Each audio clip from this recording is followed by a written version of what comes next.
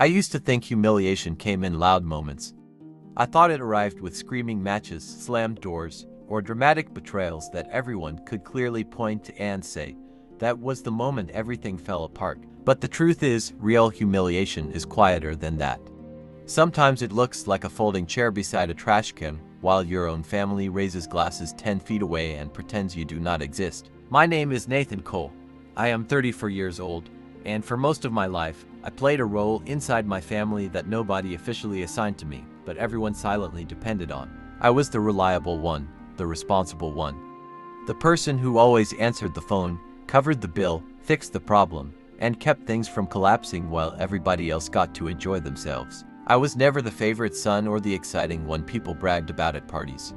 That honor belonged to my younger brother, Derek. Derek had a talent for surviving consequences. It honestly amazed me sometimes. He could ruin opportunities, burn bridges, disappear for weeks, and somehow still walk back into the room with a grin that made everyone forgive him instantly. My parents adored him in a way they never quite adored me. When he dropped out of college halfway through sophomore year, my mother blamed the professors. When he lost his sales job after showing up late too many times, my father said the company did not appreciate creative personalities. When he moved back into their house at 28 because he had maxed out his credit cards, they treated him like a wounded soldier returning from war. Meanwhile, I worked full-time through college, paid off my own student loans, and spent most of my adult life quietly helping everybody else stay afloat. That fantasy died on the rooftop downtown last October. I sent money every month when Derek got engaged to a woman named Savannah. When mom needed surgery and insurance would not cover everything. Money. I handled the remaining balance without discussion across the state. When Derek needed help with rent, carried groceries, with the car repairs, or legal fees after one of his overdraft fights or eviction somehow notices. My phone always the second my mother met and Savannah, the worst part is that I convinced myself I was okay with suddenly every I told myself being was dependable how classy she was. I told myself families were complicated had finally matured enough to find a woman. I ignored the little comments a month after the engagement because my parents planned a huge celebration dinner at one of the most expensive rooftop restaurants. I thought maybe one day I would stop feeling like it was the kind of place with valet parking, white tablecloths, and cocktails that cost more than my first hourly wage. Honestly, I should have known something was coming the moment my mother called me sounding sweeter than usual. Nathan, honey, she said, we are putting together something really beautiful for Derek and Savannah. Just immediate family and close friends. It is going to be such a special night. I remember smiling while standing in my kitchen with my work laptop still open on the counter. That sounds great, Mom. Just tell me when and where. There was a small pause before she continued speaking in that careful tone parents use when they are about to ask for money without directly asking for money. Actually, sweetheart, there is one little favor. The restaurant needs a deposit to reserve the private rooftop section, and your father and I are a little tight this month. Would you mind putting it on your card temporarily? We will pay you back right away. I should have laughed right then. Instead, I agreed without hesitation because that was what I always did. I booked the venue myself. I coordinated with the event manager. I paid the non-refundable deposit. I even upgraded the floral package because my mother insisted cheap centerpieces would embarrass the family in front of Savannah's relatives. By the time everything was finalized, I had spent nearly $1,000 before the dinner even happened. Still, part of me felt hopeful. Ridiculous as it sounds now, I thought maybe this would finally feel different. Maybe I would actually be included instead of tolerated. The night of the engagement dinner, I left work early and went home to change into my best navy suit. I shaved carefully, fixed my hair twice, and even wore a pair of silver cuff links I had been saving for special occasions. On the drive downtown, I stopped and bought a vintage bottle of champagne along with a custom engraved card congratulating Derek and Savannah on their future together. I arrived exactly on time. The rooftop looked stunning.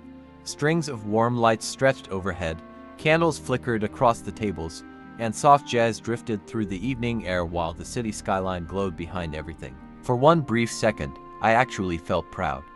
Proud that I helped create something beautiful for my brother. Then I walked into the private section. Everybody was already there laughing and drinking.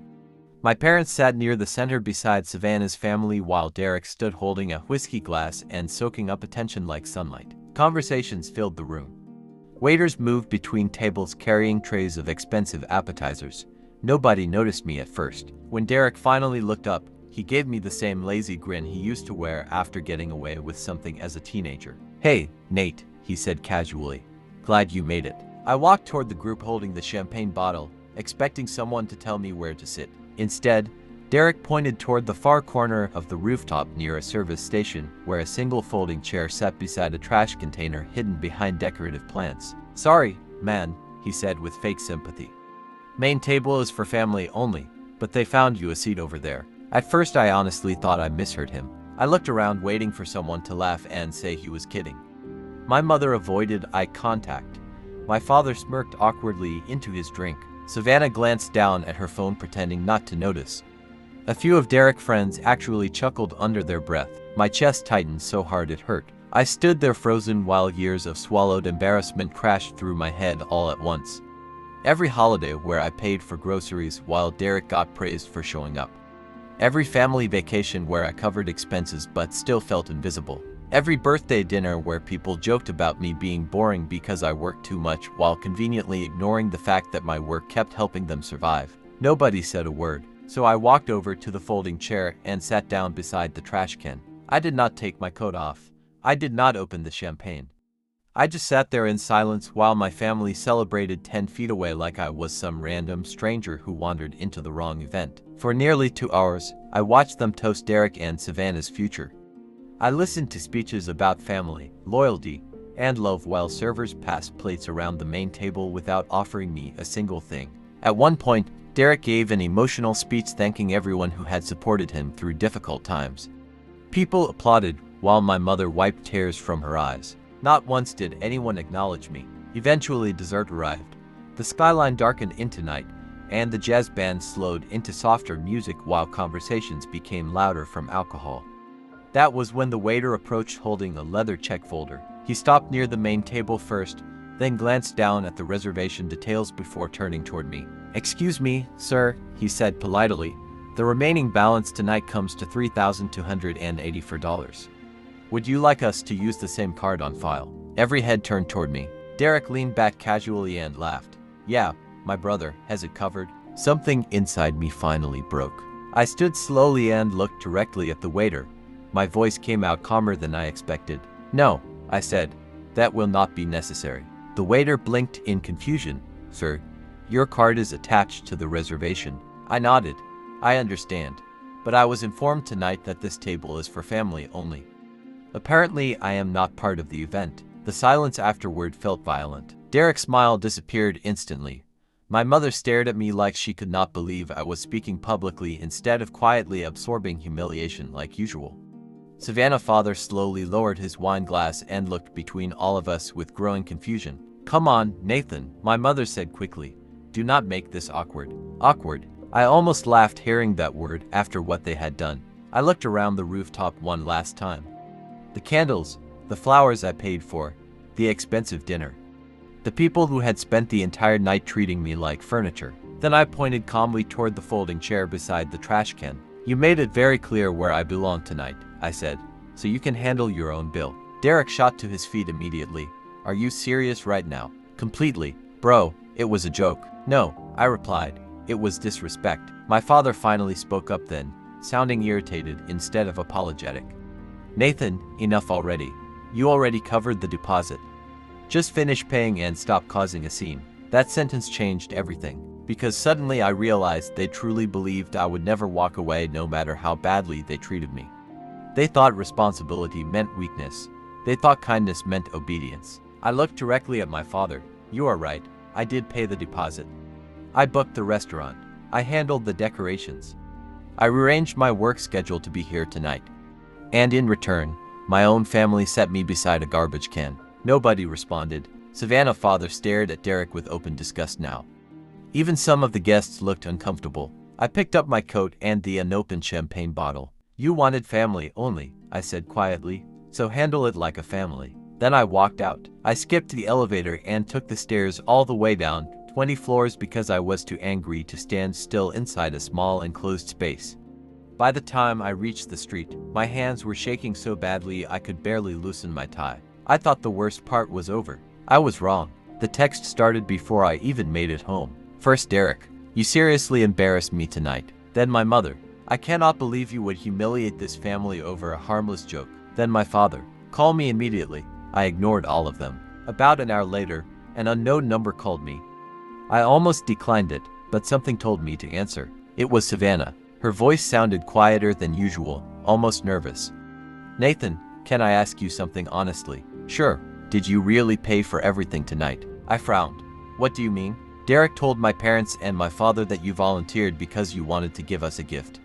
He said you insisted on handling the reservation. I felt physically sick hearing that. No, I said slowly. Your future in-laws asked me to pay. I never volunteered. There was a long silence. Then Savannah sighed heavily. My dad is furious. Apparently after I left, the restaurant manager clarified exactly who paid the deposit and who arranged the event. Savannah's father realized my family had allowed him to believe they were financing the evening themselves while secretly using me to cover costs. But that was not even what upset him most. What really angered him was learning how they treated me after taking my money. If this is how they treat their own son, he reportedly said, how will they treat my daughter once the wedding is over? That single question detonated Derek's entire engagement. Over the next week, everything spiraled. The family group chat exploded nonstop with demands that I fix the situation.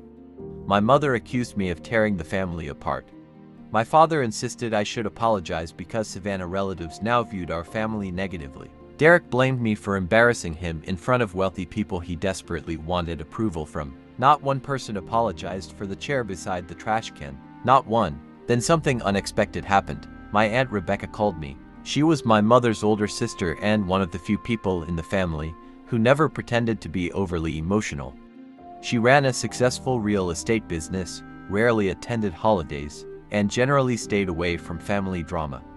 Growing up, she intimidated everyone because she said exactly what she thought. Nathan, she said the moment I answered, it is about damn time. I actually laughed from shock. About time for what? For you to stop letting those people use you. Her words hit harder than she probably realized. She told me my mother had called her crying about the engagement disaster and asking her to convince me to smooth things over with Derek.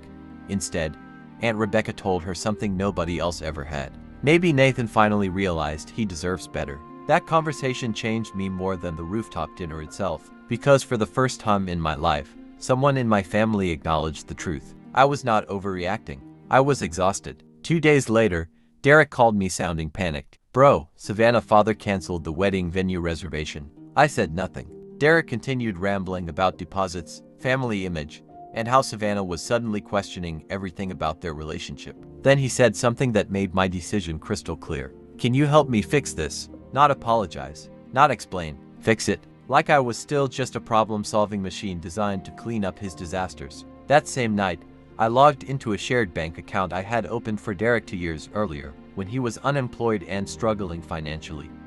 Technically, the account held my money. I had simply allowed him access to it because he constantly overdrafted his personal account. I transferred every remaining dollar into my private savings account. Then I closed the shared line completely. The next morning, Derek called 6 times in a row before I answered. What the hell did you do? I closed the account. His breathing turned sharp immediately. Nathan, my card just got declined in front of Savannah. I know. You cannot just cut me off like this. I actually smiled hearing the panic in his voice. Why not? Because we are brothers. The irony nearly made me laugh again. No, Derek, I said calmly.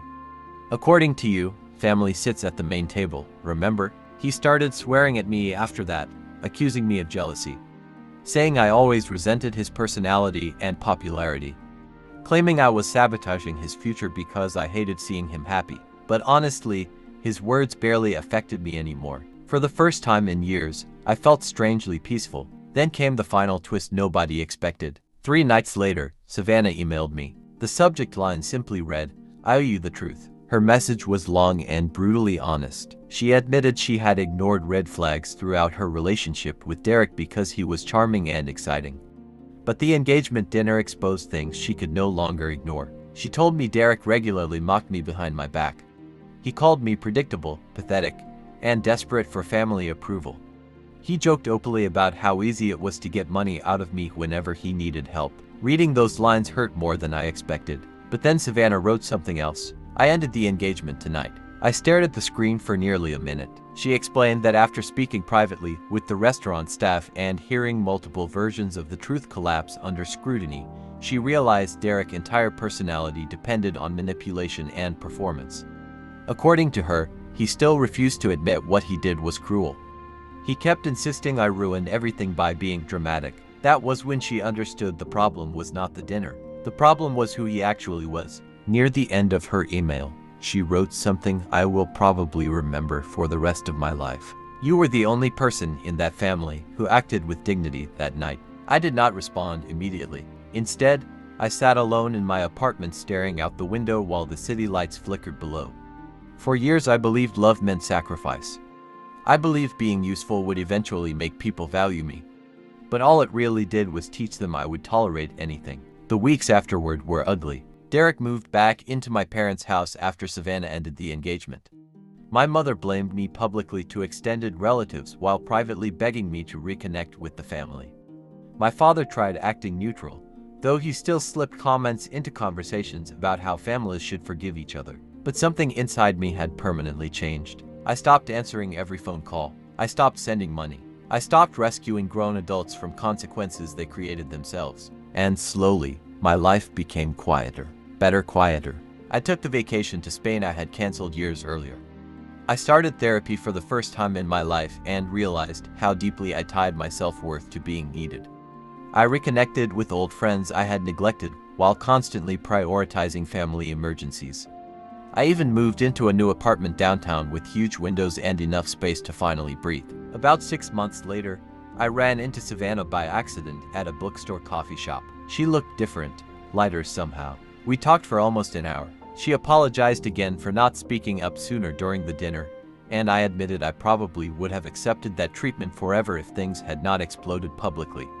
Before leaving, she said something small but honest. Sometimes the person who ruins the illusion is actually the healthiest person in the room. That sentence stayed with me. That sentence stayed with me because my family still tells the story differently.